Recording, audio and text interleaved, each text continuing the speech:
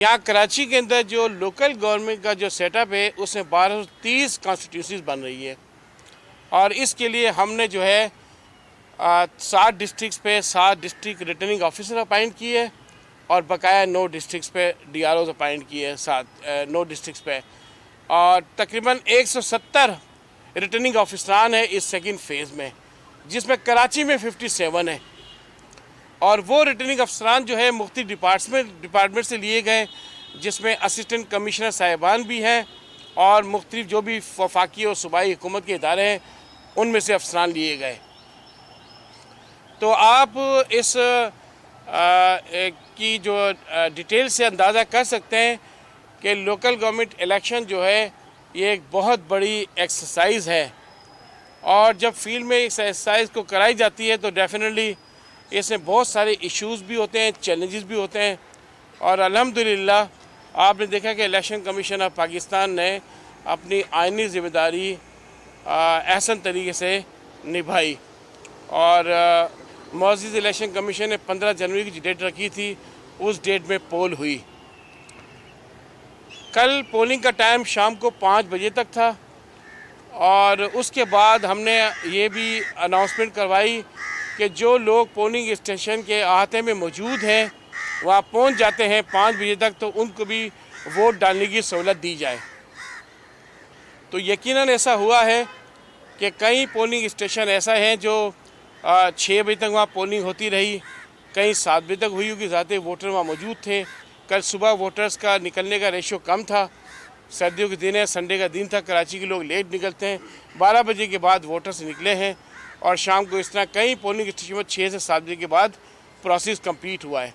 और उसके बाद काउंटिंग का प्रोसेस होता है। मैं थोड़ा सा आपको ब्रीफली बता दूं कि काउंटिंग किस तरह हुई, क्योंकि मैं तफसील इसलिए बताना चाहूँगा कि कल रात से मुख्तलिफ चैनल्स पे ये बात हो रही थी कि रिज़ल्ट्स को अनाउंस करने में डिले हो रही है। तो उसके बाद मुझे भी तमाम चैनल्स में ये जो है वो भिजवानी पड़ी अपनी इसमें जो है प्रेस रिलीज़ के वजाहत करनी पड़ी कि ROs के पास रिज़ल्ट तैयार हो रहा है तो इंशाल्लाह जैसे ही कंप्लीट होगा प्रोवाइड कर देंगे। पोलिंग स्टेशन पर जब रिज़ल्ट प्रिपरेशन शुरू हुई यानी कि काउंटिंग के बाद, तो इसमें सबसे पहले जो फार्म बंदा वो फार्म 11 और 12 थे और आपको यहाँ बता दूँ कि फार्म 11-12 जिसमें हम फार्म 45-46 बनाते हैं कौमी और सूबाई असम्बली में, वो हर एक MNA नेशनल असम्बली और सूबाई असम्बली के लिए एक फार्म होता है, फार्म 45 और 46। लेकिन यहाँ पर एक रिटर्निंग ऑफिसर,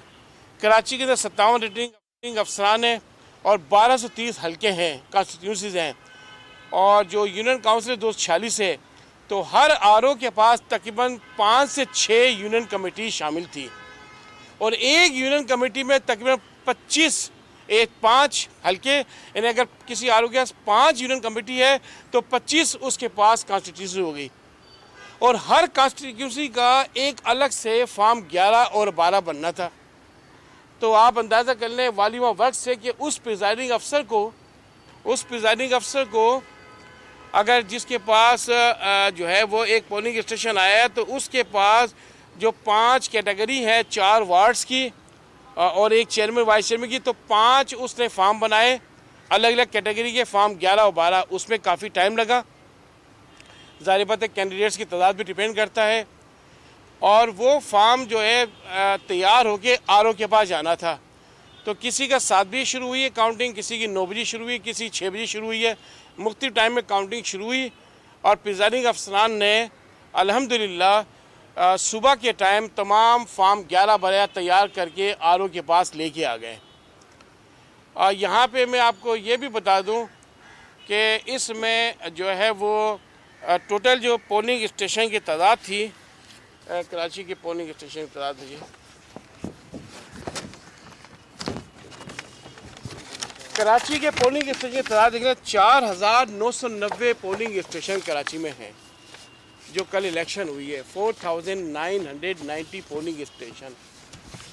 और हर पोलिंग स्टेशन पर चेयरमैन वाइस चेयरमैन की और वार्ड की जो इलेक्शन थी,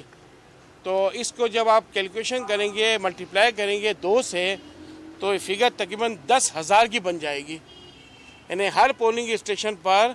आपको फॉर्म 11-12 एक जनरल मेंबर का बनाना था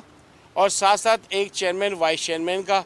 जो पांचों जो है जो 4 वार्ड थे उनमें साथ एक चेयरमैन वाइस चेयरमैन की इलेक्शन थी। तो ये वालियों वर्क जो प्रिजाइडिंग अफसर कंप्लीट किया, सुबह तक कंप्लीट कर लिया अल्हम्दुलिल्लाह। और ये 4990 के तमाम पोलिंग स्टेशन के रिजल्ट सुबह आर पहुँच गए। अब आर इसके बाद जो रिजल्ट तैयार कर रहे हैं वो है अपेंडिक्स ए। अपेंडिक्स ए जो है वो अनऑफिशियल रिजल्ट है जो इस वक्त तैयारी के मरहल में है और तमाम 246 जो यूनियन कमेटीज़ है उसका रिज़ल्ट तैयार हो रहा है। तो रात जो है मुख्तलिफ जो है स्टेक होल्डर्स मुख्तलिफ पॉलिटिकल पार्टीज़ की तरफ से ये कहा जा रहा था कि प्रिजाइडिंग अफसरान की तरफ से कुछ पोलिंग स्टेशन पे कोई धांधली का सिलसिला हो रहा है। मैं आपको यहाँ ये बात वाज़ेह कर देना चाहता हूँ कि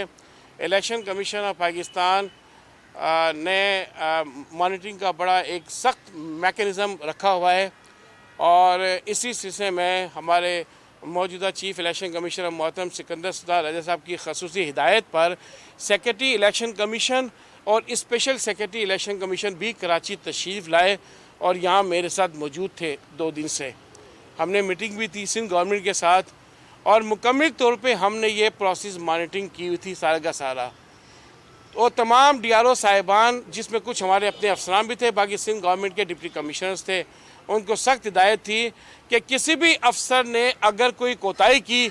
तो उसकी तरफ सख्त एक्शन लिया जाएगा। तो मैं ये कॉन्फिडेंस के साथ कह सकता हूँ इंशाअल्लाह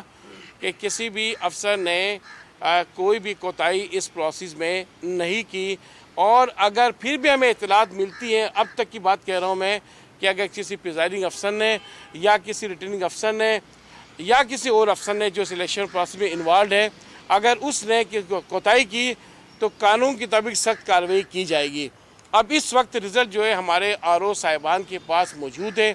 वो तमाम रिज़ल्ट तैयार कर रहे हैं और इंशाअल्लाह आज शाम तक इंशाअल्लाह हमारे तमाम कराची की जो यूनियन कमेटी 246 उसका रिज़ल्ट जो है वो तैयार हो जाएगा। तो जो पॉलिटिकल पार्टीज़ है मैं उन पर भी वाज़ेह कर देना चाहता हूँ कि वो इस बात को बिल्कुल मलूज़ खातिर रखें कि इलेक्शन कमीशन ऑफ पाकिस्तान अपनी जो है आनी ज़िम्मेदारियों से आगाह है और फ्री फेयर और ट्रांसपेरेंट इलेक्शन कंडक्ट कराने में सिंसियर है और इसमें हमने कोई कसर नहीं रखी है। इलेक्शन कमीशन ऑफ पाकिस्तान की सख्त हिदायत, स्ट्रिक्ट मॉनिटरिंग मैकेनिज़्म और इफेक्टिव कोऑर्डिनेशन के साथ अल्हम्दुलिल्लाह सेकंड फेज़ इलेक्शन का हमने पीसफुल कंडक्ट करवाया। आप कराची की इलेक्शन से, कराची की पॉलिटिकल डायनामिक से वाकिफ़ है कि आप पिछले तमाम इलेक्शन को देख लें, आप 2015 के लोकल गवर्नमेंट इलेक्शन को भी देख लें और इस वक्त जो कल इलेक्शन हुआ है तो अल्हम्दुलिल्लाह सेकंड फेज़ में कहीं भी कोई बड़ा कोई अनटूवर्ड इंसिडेंट नहीं हुआ। तो मैं ये बात आप पे वाज़ेह कर देना चाहता हूँ कि आप मैसेज मेरा कन्वे कर दें तमाम जो भी पॉलिटिकल पार्टीज़ के लोग हैं कि हम तैयारी कर रहे हैं, रिज़ल्ट तैयार कर रहे हैं, इंशाअल्लाह जल्द से जल्द नताइज उन तक पहुँचा दिए जाएंगे। अच्छा एजाज साहब, इस दफ़ा टर्न आउट जो है 10 से 20% के दरमियान रहा, कराची की मैं बात कर रहा हूँ। अगर